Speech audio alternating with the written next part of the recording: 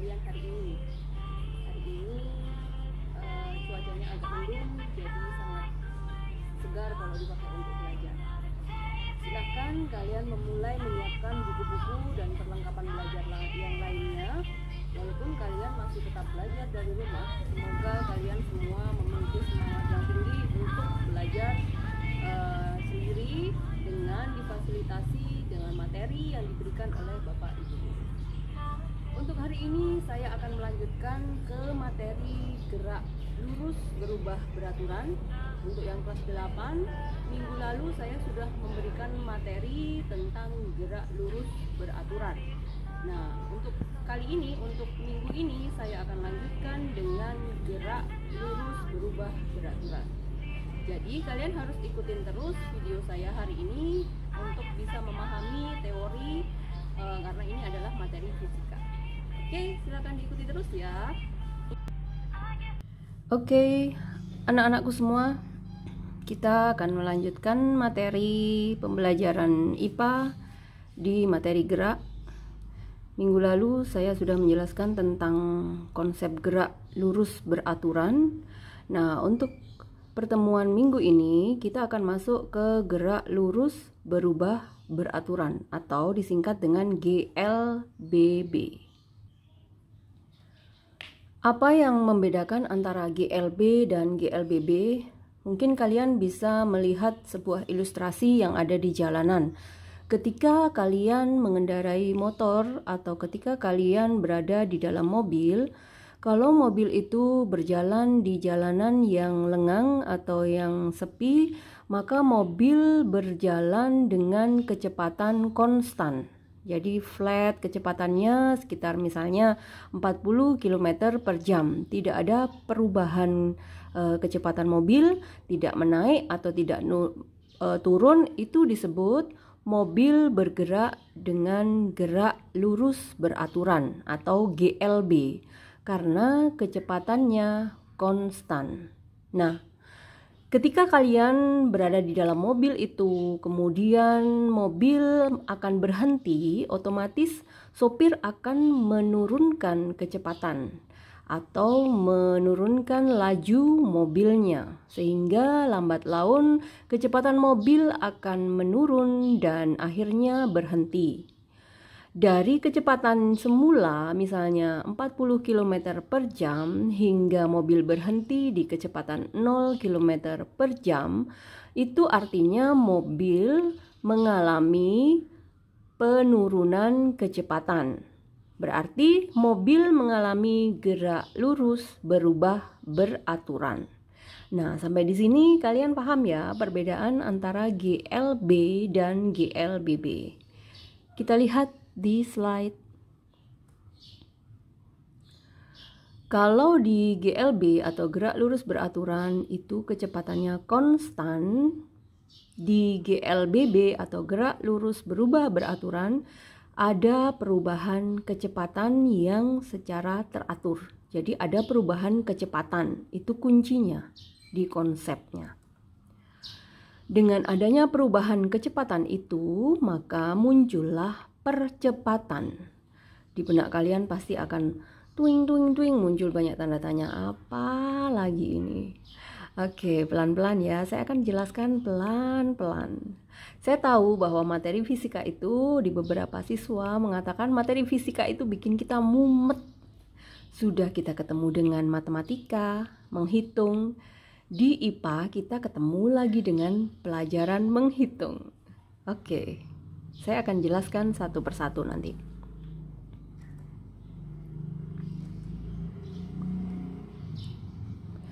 Apa itu percepatan? Nah, sebelum saya menjelaskan percepatan, kalian mengulang lagi di materi yang di GLB kemarin.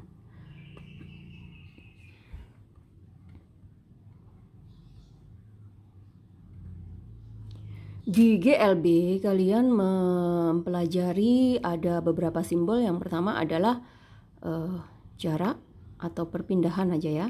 Perpindahan itu dinotasikan dengan simbol S. Ini perpindahan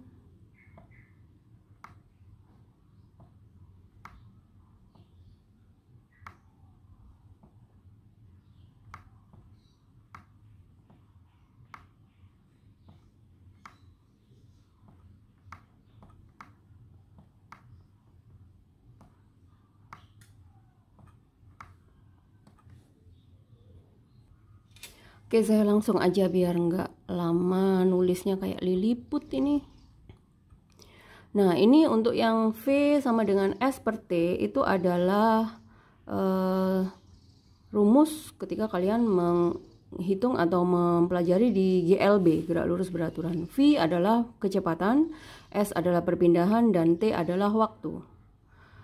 Kecepatannya tetap. Nah, sekarang di GLBB itu muncul satu besaran lagi, yaitu percepatan. Percepatan adalah perubahan kecepatan dalam satuan waktu. Percepatan disimbolkan dengan huruf A kecil, dan rumus untuk menghitung percepatan adalah sigma. F ini bacanya sigma. Sigma V atau perubahan kecepatan dibagi waktu. Jadi sigma V itu nanti akan muncul Vt atau kecepatan terakhir dikurangi kecepatan mula-mula dibagi waktu. Itu untuk menghitung percepatan.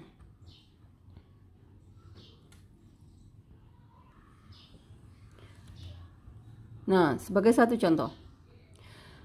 Sebuah mobil mula-mula diam, berarti kecepatannya 0. Kemudian dipercepat selama 2 detik sehingga memiliki kecepatan 4 meter per sekon. Jadi sebuah mobil yang semula diam berarti V mula-mula atau V1-nya sama dengan 0 selama 2 detik sehingga dipercepat selama 2 detik sehingga memiliki kecepatan 4 meter per sekon. Berapakah percepatannya? Jadi ini mobil semula diam. Kemudian dalam waktu 2 detik dia mengalami perubahan kecepatan hingga kecepatannya menjadi 4 meter per sekon. Nah, berapa pertambahan kecepatan selama 2 detik itu? Jadi ketika dia semula itu diam, semula dia diam, kemudian dalam waktu 2 detik kecepatannya menjadi 4 meter per sekon. Pertambahan kecepatan selama 2 detik adalah 4 meter per sekon. Kita akan coba hitung menggunakan rumus yang tadi. A sama dengan sigma V per T. Sigma V-nya yang mana? Perubahan kecepatan ini tadi semula 0 kemudian menjadi 4, berarti 4 dikurangi 0 sama dengan 4 dibagi percepatannya yang ditanyakan dalam waktu 2 detik atau 2 sekon. Jadi percepatannya adalah 2 meter per sekon. Dalam 1 detik dia akan mengalami perubahan kecepatan 2 meter per sekon. Dan dalam 2 detik berarti perubahan kecepatannya adalah 4 meter per sekon. Nah, begitu caranya. Nih. Jadi pertambahan kecepatan jika dalam 1 detik sama dengan 2 meter per sekon. Menghitungnya begini ya. Oke. Jadi pertambahan kecepatan selama 1 detik sama dengan 2 meter per sekon. Nah, itu artinya percepatannya atau A sama dengan 2 meter per sekon kuadrat. Aduh, ini kenapa begini?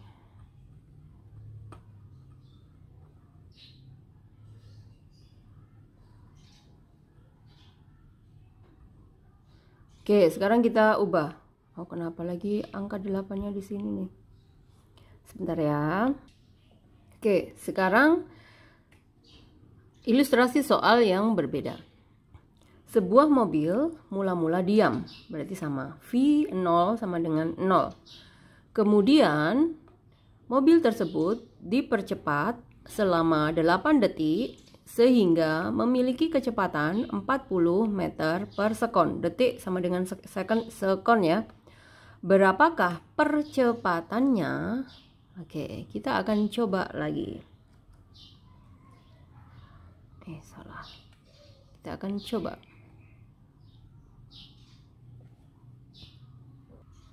Oke, kita kerjakan ini. Jadi di sini yang ditanya adalah percepatannya. Tetap kalian akan menghitung A. Rumusnya sigma V per T.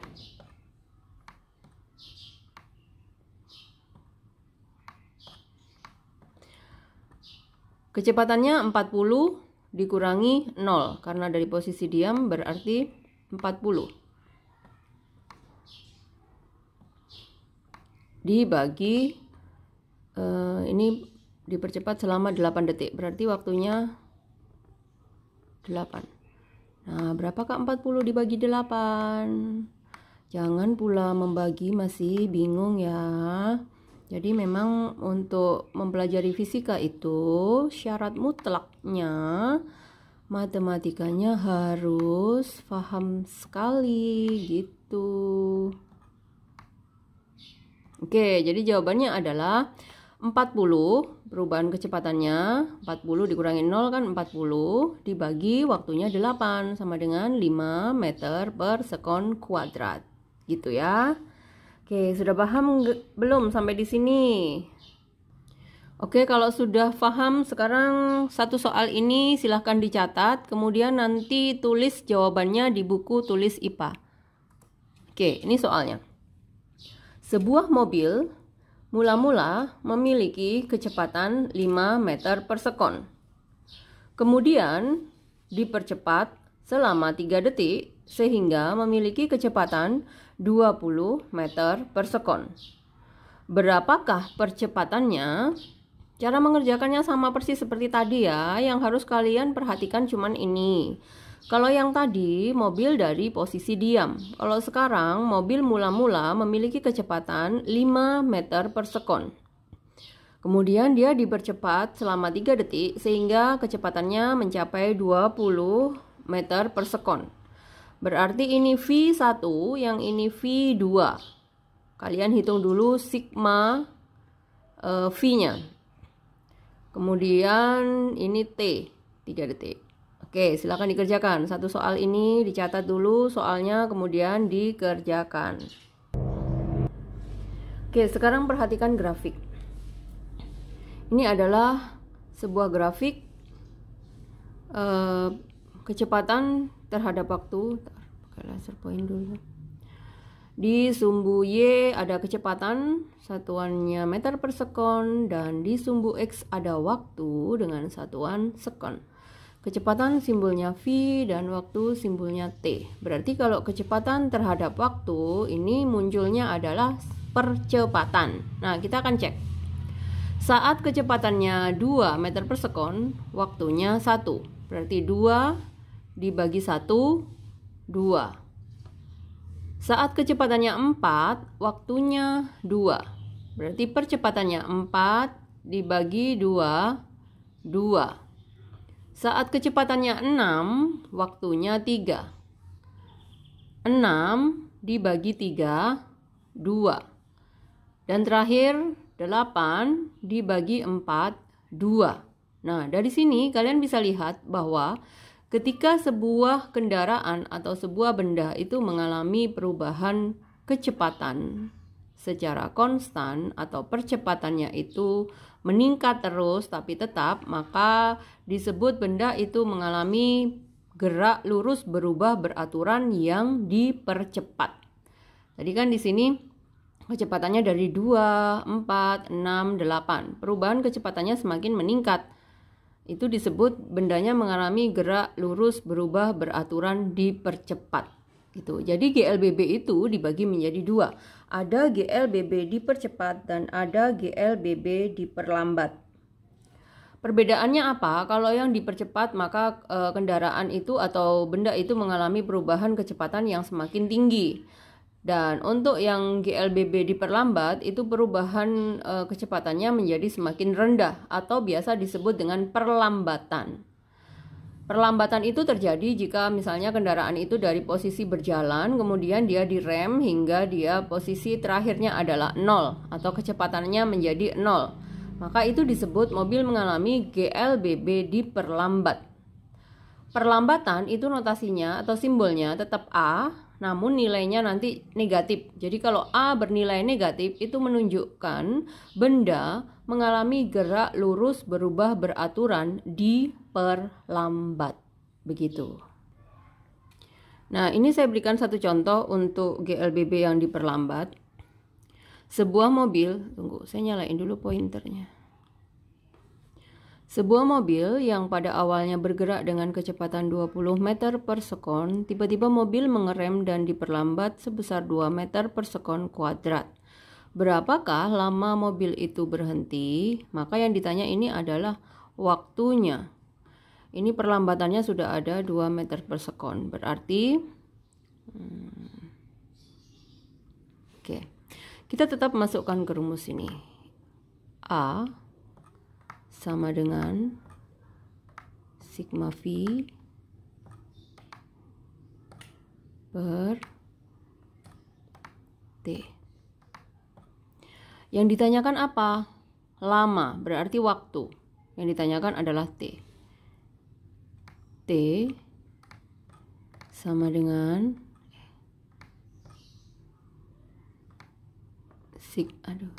sigma V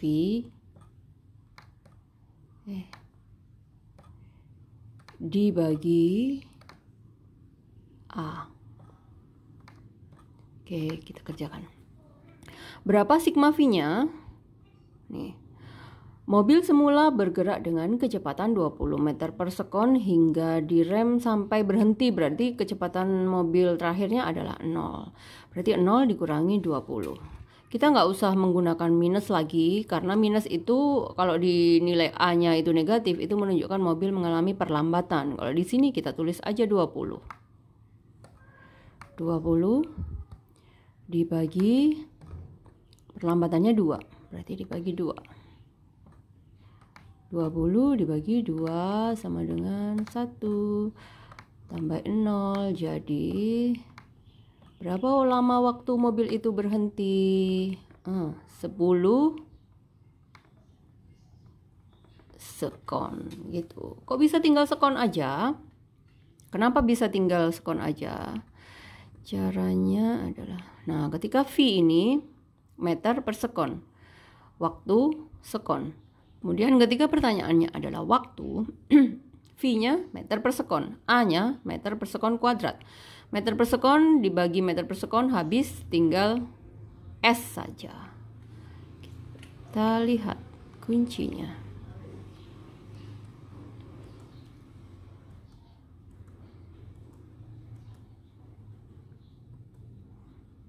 Nih, jadi untuk membuat kecepatan mobil menjadi 0 meter per sekon diperlukan waktu 10 detik. Atau waktu yang dibutuhkan untuk mobil tersebut sampai berhenti adalah 10 sekon.